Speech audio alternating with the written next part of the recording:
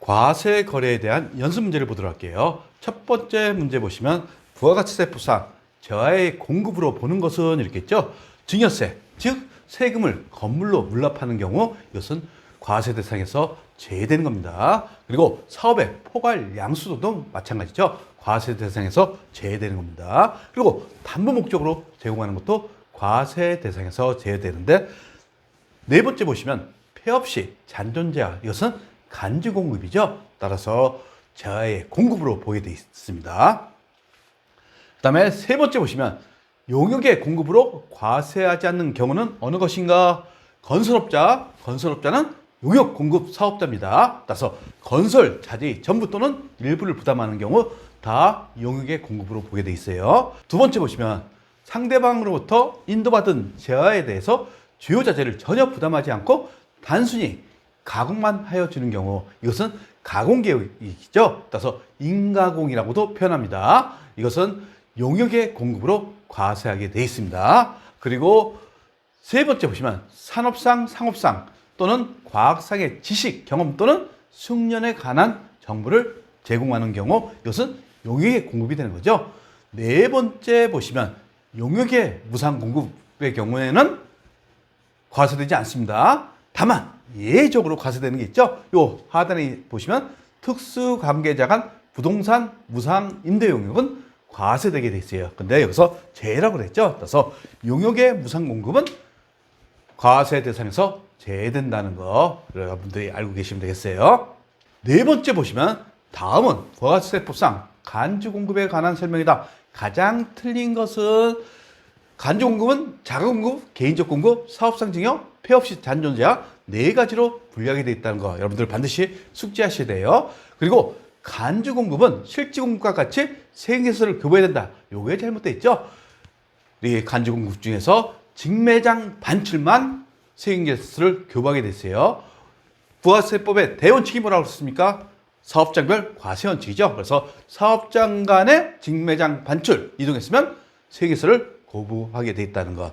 그 외에는 다 나한테 공급하거나 아니면 사업적으로 다른 사업자한테 무상으로 증여한 거죠. 이런 거에 대해서는 세액세를 교부할 필요가 없습니다. 그래서 직매장 반출만 세액세를 교부하는 게 원칙이라는 거. 세 번째 보시면 자가공급은 면세 전용, 비영업용 소형 수용차의 구입과 유지를 위한 재화, 그 다음에 판매 목적 타사업장 반출로 분류한다. 이렇게 돼 있죠. 맞는 표현이고. 그리고 자가공급 중에서 면세 전용하고 개인적 공급의 공급 시기는 재화가 사용되거나 소비되는 때가 우리 공급 시기가 된다는 거. 그래서 간주 공급의 공급 시기를 여러분들이 정확히 이해하셔야 돼요. 다섯 번째 보시면 부가가치세법상 공급 시기가 잘못된 것은 대원칙이 인도 기준이죠. 그래서 외상 판매의 경우 재화가 인도되거나 이용 가능하게 되는 때 맞는 표현이죠. 그리고 장기 환류 판매의 경우에는 대가의 각 부분을 받기로 한 때가 되는 겁니다. 그 다음에 무인 판매계, 즉 자판기를 얘기하는 거죠. 이것은 무인 판매계에서 현금을 인치하는 때가 공급시기가 되는 겁니다. 다만 폐업 시 잔존재화는 재화가 사용 또는 소비되는 때가 아니라 폐업하는 때, 즉 폐업일 날 공급한 것으로 보게 되어 있습니다. 그러니까 4번이 잘못되어 있죠. 여섯 번째 보시면 재화와 용역의 거래 시기에 대한 설명이다. 틀린 것은 대원칙이 인도 기준이라고 했어요. 첫 번째, 그러니까 이동이 필요한 경우 재화가 인도되는 때. 그 다음에 두 번째, 장기 환류 판매의 경우 대가를 받기로 한 때, 각 대가를 받기로 한 때입니다. 맞는 표현이죠. 그리고 재화의 공급으로 보는 가공 계약, 이것은 가공이 완료된 때가 아니라 언제 가공된 재화를 인도했을 경우에 재화의 공급 시기로 보게 되어 있습니다. 그리고 임대 보증금에 대한 간주 수익 금액에 대해서는 예정 신고 기간은 일기는 언제부터 언제입니까? 1월 1일부터 3월 31일이죠. 그 다음에 또는 과세기간 종료일, 이것은 확정 신고 기간을 의미하는 겁니다. 따라서 4월 1일부터 6월 30일, 결국 종료일이 언제입니까? 6월 30일 되는 거죠. 예정 신고 기간 때는 3월 31일, 그리고 확정 신고 기간 때는 6월 30일이 된다는 거. 그래서 임대 보증금에 대한 수익 금액에 대해서는 예정 신고 기간 또는 과세 기간 종료일이 공급 시기가 되는 겁니다. 7번째 보시면 다음 중 부가가치세법상 과세거래에 해당되는 것은 용역을 무상으로 공급했어요. 이것은 과세거래에서 제외된다고 했죠. 다만 예외적으로 특수관계자 간 부동산 임대용역 부분은 과세거래로 보게 돼 있어요. 그리고 조세의 물라, 담보의 제공 다 과세 대상에서 제외되는 겁니다. 다만 재화의 공급, 부가세법상 과세거래죠. 여기에 뭐가 들어갑니까? 재화의 수입 또는 용역의 공급, 요 세 가지가 부가가치세법상 과세 거래가 되는 거예요. 따라서 용역의 수입은 과세 거래에서 제외된다는 거 여러분들이 알고 계시겠어요? 8번째, 부가가치세법상 용역의 공급으로 과세하지 않는 것은 첫 번째 보시면 고용관계에 의해서 근로를 제공했어요. 이것은 인적 용역을 제공하는 거예요. 그 중에서도 근로를 제공한 것은 면세로 규정하고 있어요. 그리고 두 번째 보시면 사업자가 특수관계에 있는 자에게 사업용 부동산의 임대용역을 무상 공급했어요. 이것은 과세된다고 제가 간주했죠. 따라서 간주공급이라고 보시면 되는 겁니다. 특수관계에 있는 자에게 부동산의 임대용역을 무상 공급 시 간주공급을 보겠다 이겁니다. 그 다음에 세 번째 보시면 상대방으로부터 인도받은 재화에 대해서 주요 자재를 부담하지 아니하고 단순히 가공만 하는 경우 이것은 가공계약이죠. 따라서 용역의 공급으로 과세되는 겁니다. 그리고 건설업자가 건설자재의 전부 또는 일부를 부담하고 공급하는 용역의 경우, 즉 건설업은 용역업에 해당되는 거예요. 따라서 건설업자가 공급하는 것에 대해서는 용역의 공급으로 과세된다는 거 알고 계시면 되겠습니다. 9번째 보시면 부동산 임대 용역을 공급하는 경우에는 전세금 또는 임대보증금에 대한 간주임대료 공급 시에 앞에서 나왔었죠. 언제? 예정 신고 기간 또는 과세 기간 종료일, 즉 이자 계산 기간 종료일로 하면 되는 겁니다.